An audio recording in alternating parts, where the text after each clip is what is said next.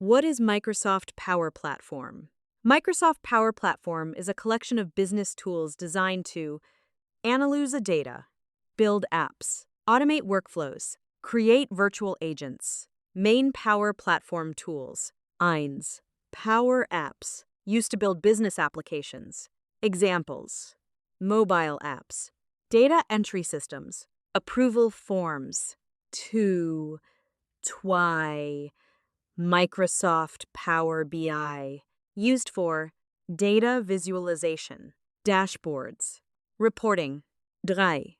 Power Automate, used for workflow automation, notification, approval processes. 4. Power Virtual Agents, used to create chatbots, automate customer interactions. 5.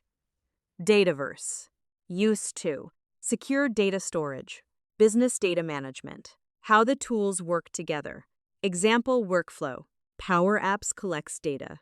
Power Automate sends approval email. Power BI displays report. Dataverse stores information.